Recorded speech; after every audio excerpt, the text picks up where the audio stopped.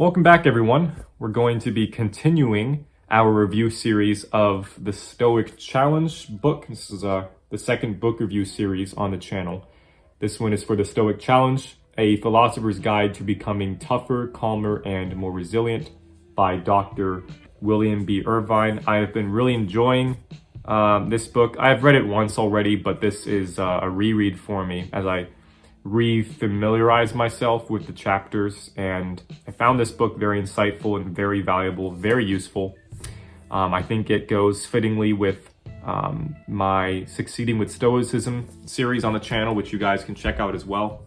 So this will be, even though we're going to be covering chapter 1 in this book for this video, this is the second installment of the series. I took a break for a while from the series, but this is the second installment. The first was my, let's say, somewhat read-through, summarization, and review of the introduction to the book. So you guys can check out that video first to get yourself caught up if you need to before we head into chapter 1 here.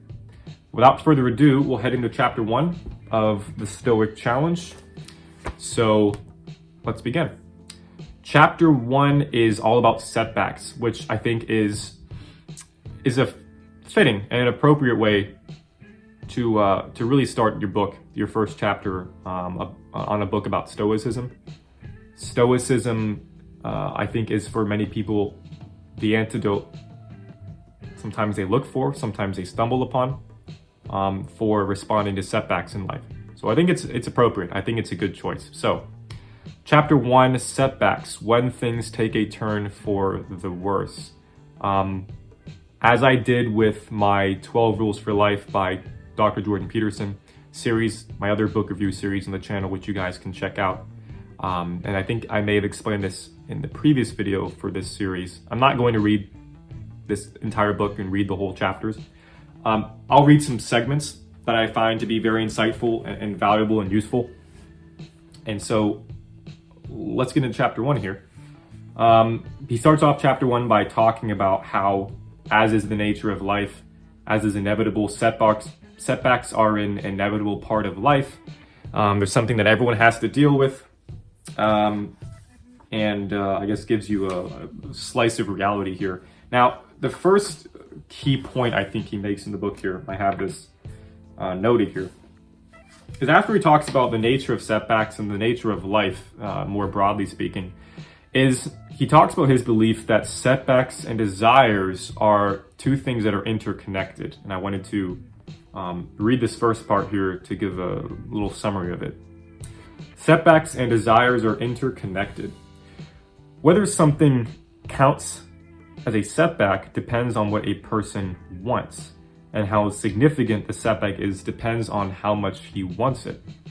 For many people, catching a cold is merely an annoyance. But for a marathoner who has trained for years to compete in the Olympics, catching a cold the day before the race will count as a major setback.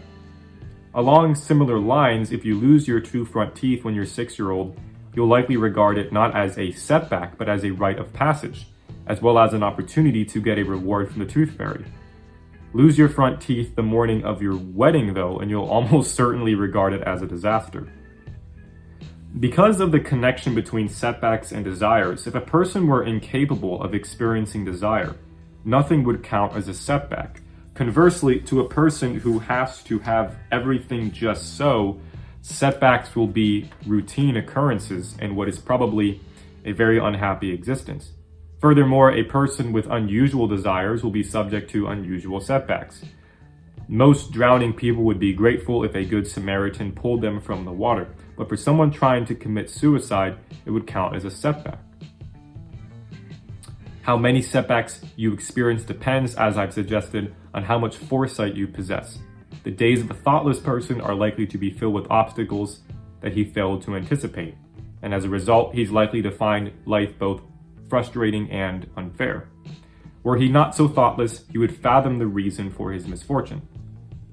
That's an interesting key point in the chapter. So his belief is that setbacks and our human desires are connected. And that makes good sense to me.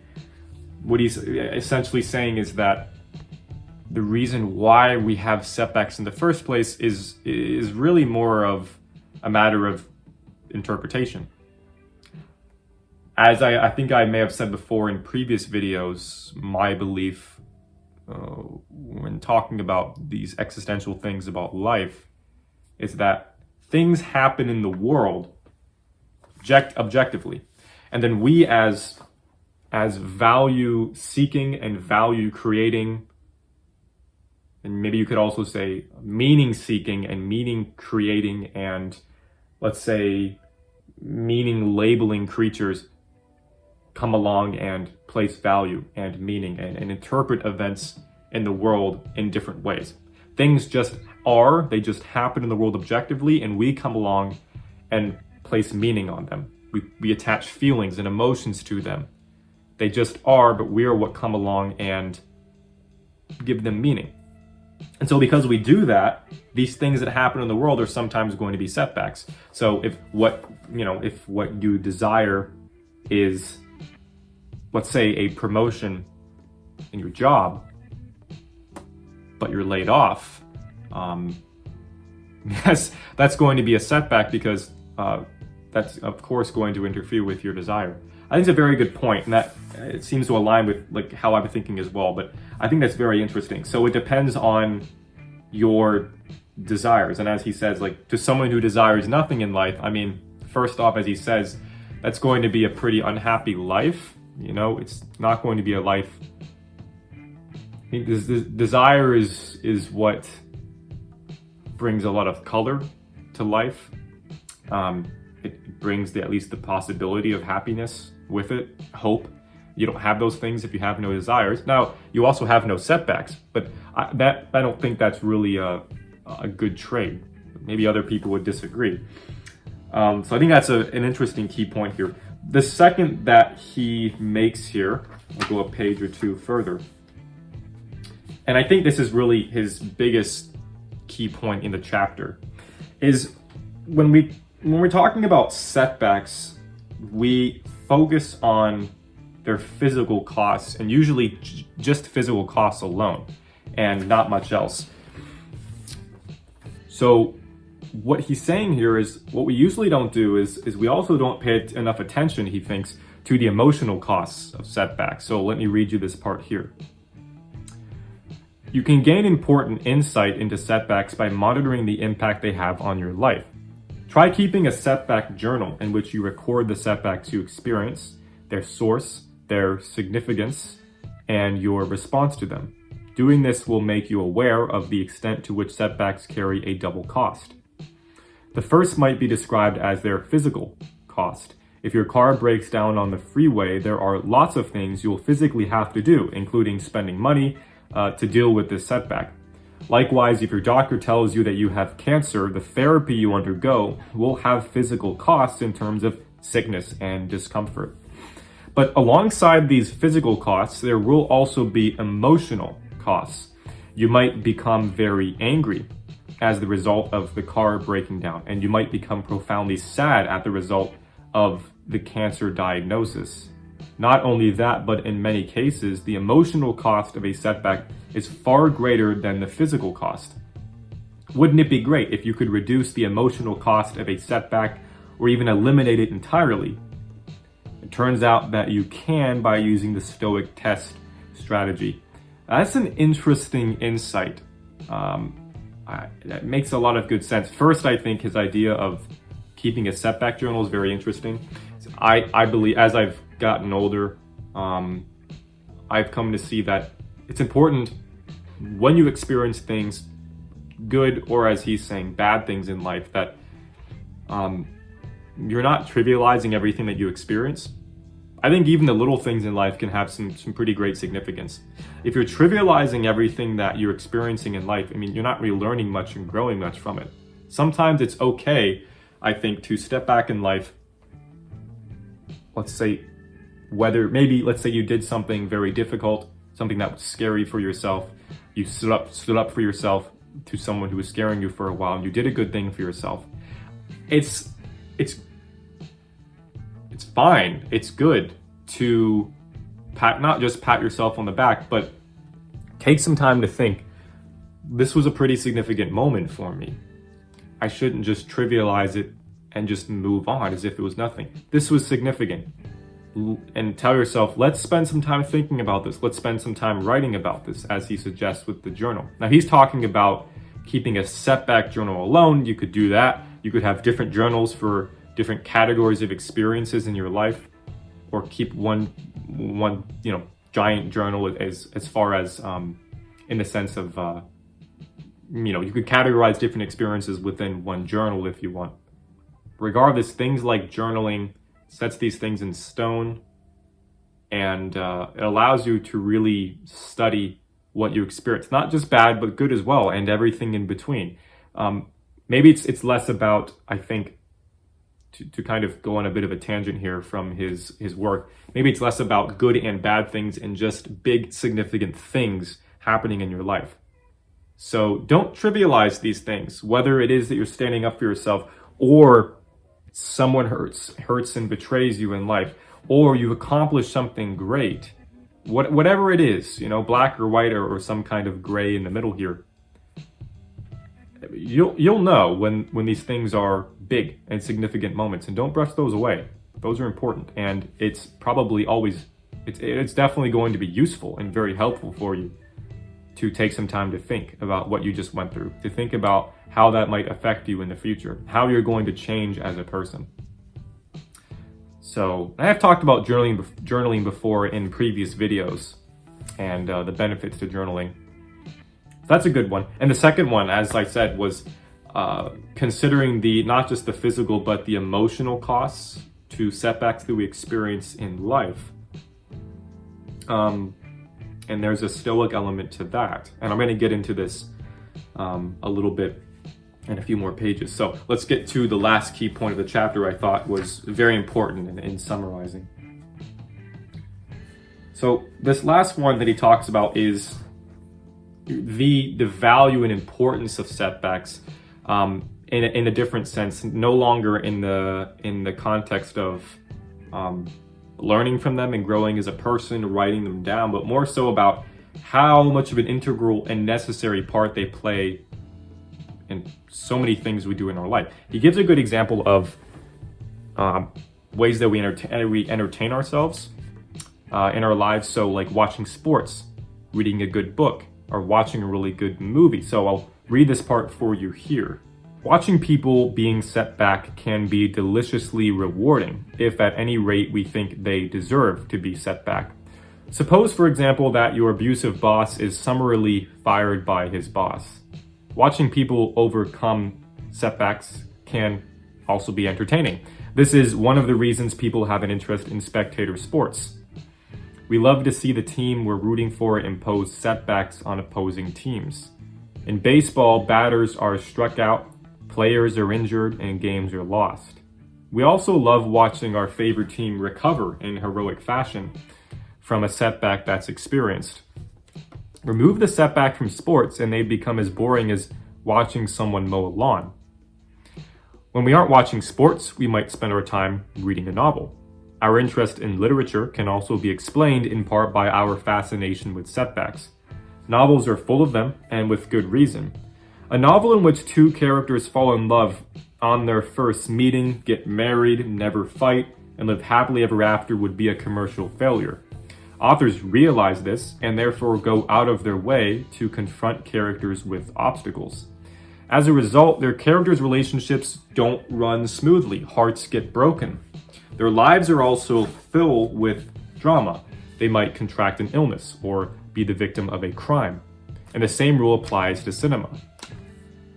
Most people don't attempt to write short stories, novels, or screenplays thinking it would require a degree of creativity that they lack.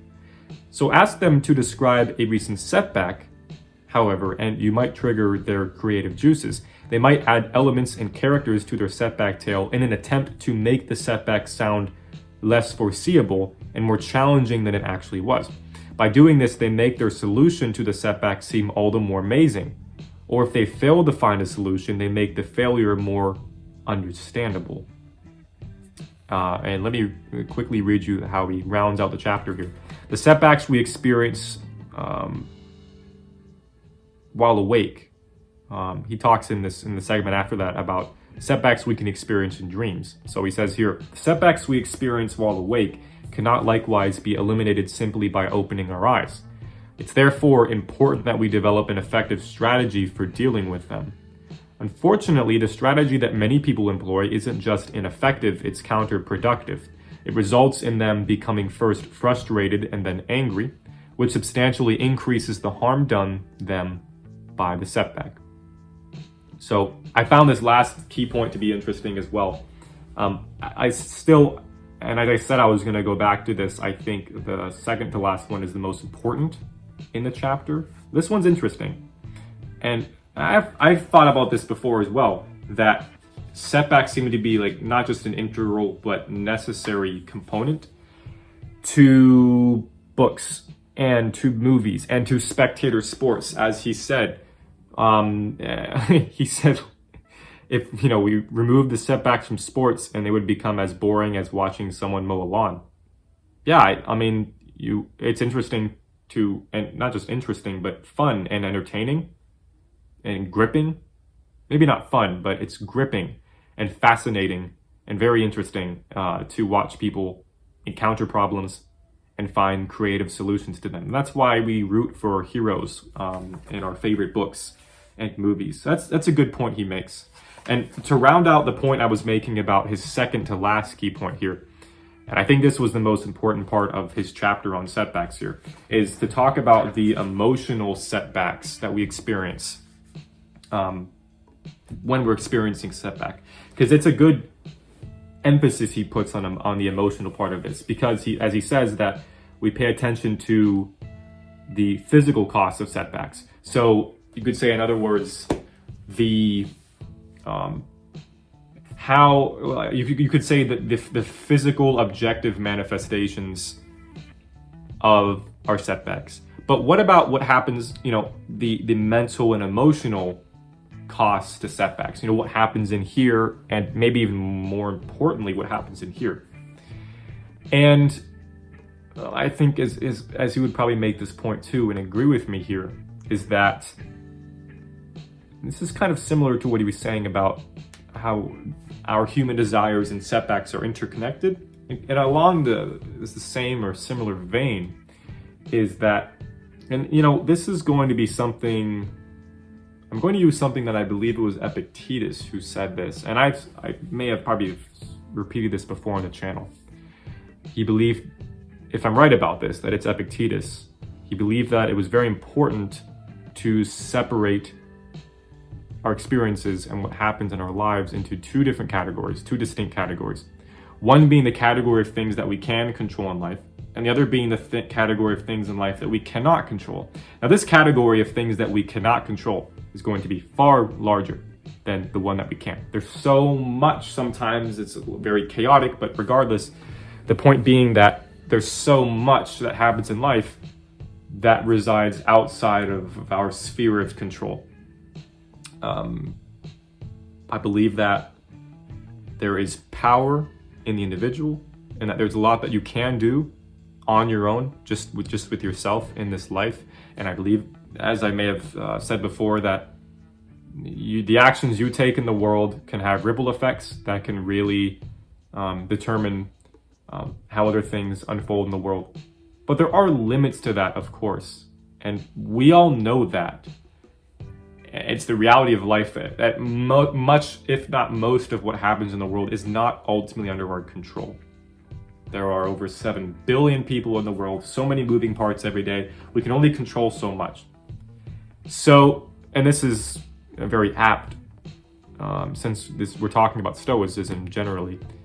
This is a good principle of Stoicism is, fine, don't worry about that. Focus on the things that you can control.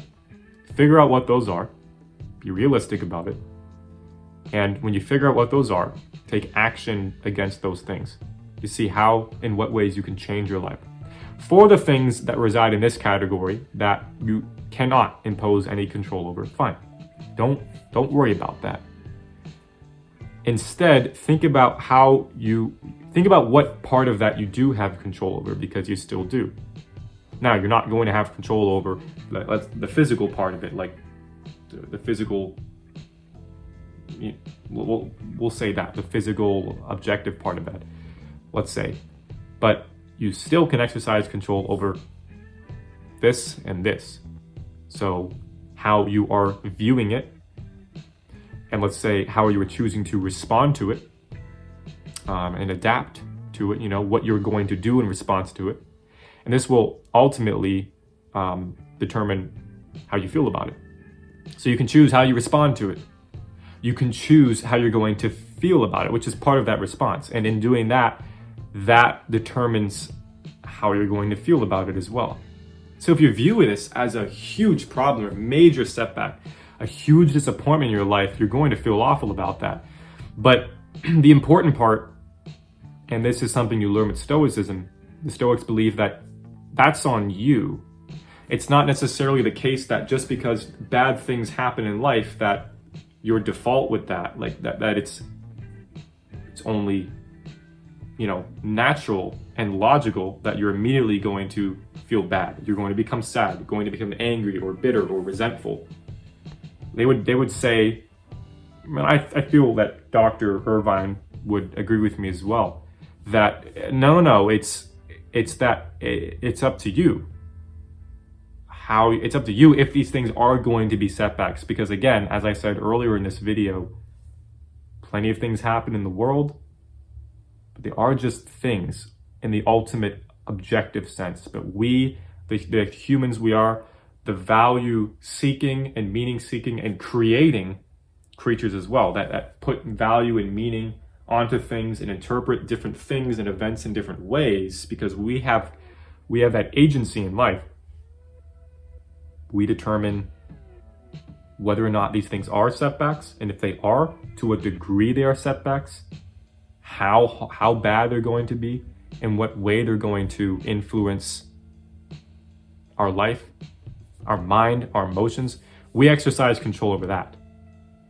So you learn that in Stoicism, and what you see is that really, in both categories, whether it's the category of things that you can control or the category of things that you can't, you can still exercise control in both. You can certainly exercise control over the things that you do have control over, and you can stop worrying about those things because that won't help, and instead start taking action toward those things. In the other category of things that you can't ultimately control, you still have some kind of control in there. You can control how you're going to respond to it. You can control how you're going to view it, which in turn determines how you're going to feel about it. And I derived all of that from a short chapter. It's 5 or 6 pages in this book. I'm liking it a lot. Like I said, I've already read this book, but I'm really enjoying it. I hope you guys are as well. I hope you're finding these chapters in this review as valuable as I have. Really enjoying this book. We'll be getting into chapter 2 of the book next. Again, it's the Stoic Challenge, a philosopher's guide to becoming tougher, calmer, and more resilient by Dr. William B. Irvine. Really, really liking the book. Hope you guys are as well. That's it for chapter 1. Like I said, we're getting into chapter 2 in the next installment of this book review series. So hope you guys stick with me, and I hope to see you guys in the next video. Make sure to subscribe, hit that notification bell so you know when more content, more videos are popping up on the channel. So hit that like button, subscribe, hit the bell, and I'll catch you guys in the next video. Peace.